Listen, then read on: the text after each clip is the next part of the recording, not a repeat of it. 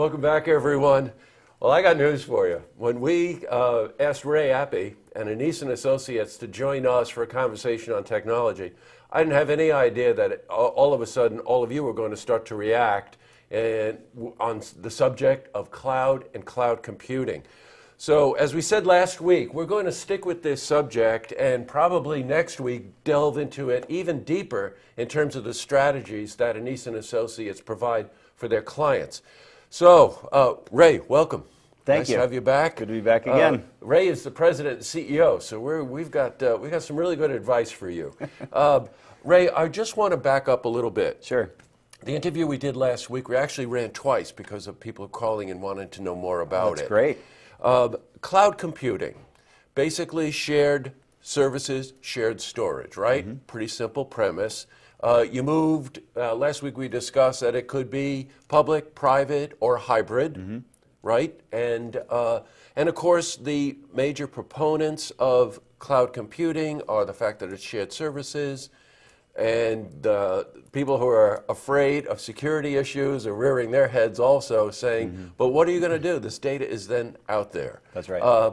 Just a quick overview based on that. Your opinion. My opinion, okay, so we did touch just briefly on security in our last interview, and my opinion is that if you look at this statistically, Jesse, you'll find that by far most security breaches are in the data centers or server computing centers of small businesses, medium businesses. It's rarely happening in the enterprise business space, and it's even more rarely happening amongst cloud providers.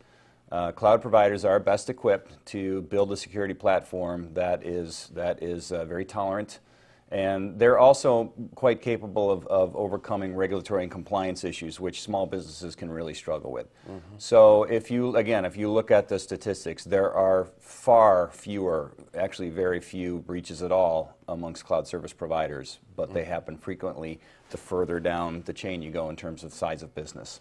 Yeah, sure. You know what? And of course, this week we got another little knock on the door when the Defense Department and Central Command had part of their system hacked. Yeah. Now, in terms of importance, they're downplaying it, saying it was just the social media aspect, Twitter stuff. Well, boy, once again, first you had Sony, and now you've got the Defense Department. Yeah, it's scary. It does get scary, you know. One thing that I read, I wanted to ask you about.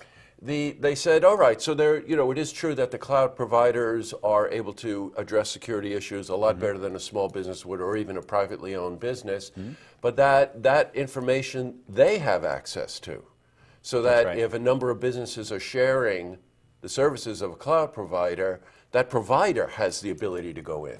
That's right. Yeah, the provider does.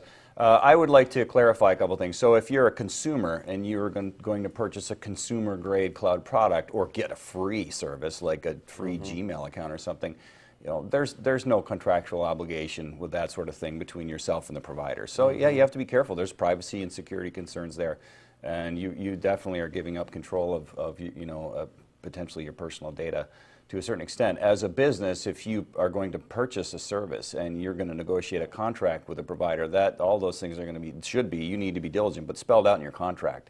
Yes, so there's a big difference there to understand, No, I bet it does. And one thing that Ray said to me before we went on air was that, if you decide, and I know it's a completely different strata here, but if you're a Facebook participant, you could stop your Facebook account, but that doesn't mean the data doesn't mean your data goes away. I'm no expert on social media, but I have more privacy concerns about use of this sort of thing in the consumer world, and especially for things that are free accounts. Yes, I got you. Ray, you're the expert in this. What are you buying? What is Anise and Associates buying? No. Okay. What your advice, your client? Someone says, I'm interested in cloud services. Oh, is it tiered? Are there tiered services? Gotcha. What is it? Yeah, let's talk. Let's break down. So as a business, and you're going to develop potentially a cloud strategy. So what are you buying? I would break that down as 3 tiers. Okay, first is the foundation, which is what we call infrastructure as a service, IaaS. Right. Think of that if you want to put it in terms of like a house. That's the foundation, the framing, the roof, the walls, the windows, the doors. The next level above that. Okay, but sorry to back up. In technology perspective, that would be the computing power, the storage, the rack space, the controlled environment that the data center runs in, heating, cooling, moisture control, all those kinds of things. anti-static, all that stuff. So that's the infrastructure. Next level up would be the platform as a service, PaaS. So in terms of like your house, that could be your lighting and electric, your plumbing, your HVAC systems, all the things that you need to live in the place, right? Oh, gotcha. And in the technology world, that's going to be the computer operating systems and the things that the applications are going to run on. So think about, you know, the virtual server computing environment and whatever operating systems that you need to use to run your applications. That would be your platform. And the top of the stack is the software as a service, SaaS. And that's an old concept, but it's sort of new in the world of cloud computing today because it's all virtualized.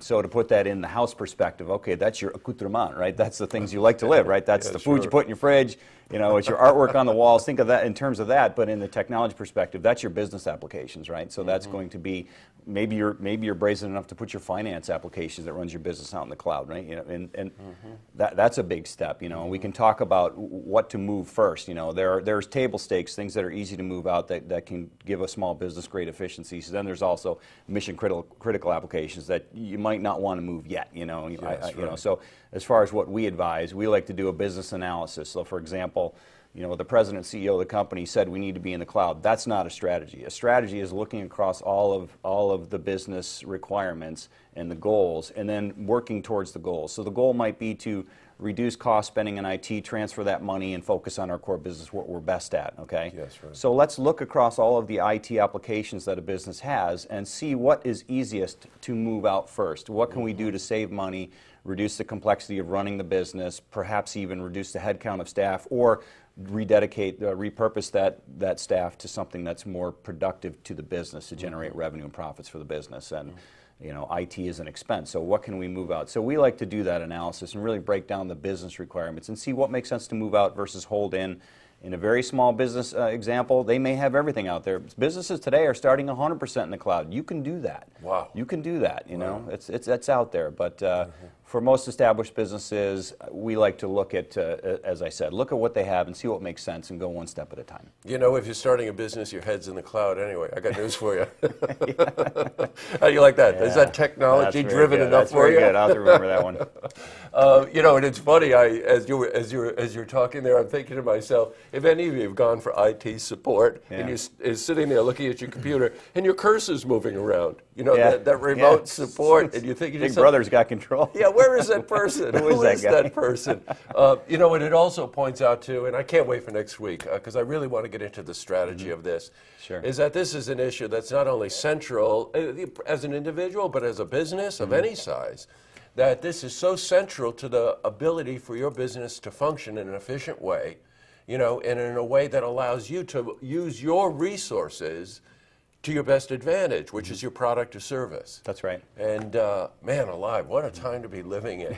Well, Ray, thanks very much. Next absolutely. week, we're going to talk about the strategy because Anise & Associates, obviously a leader in this industry. You should call them.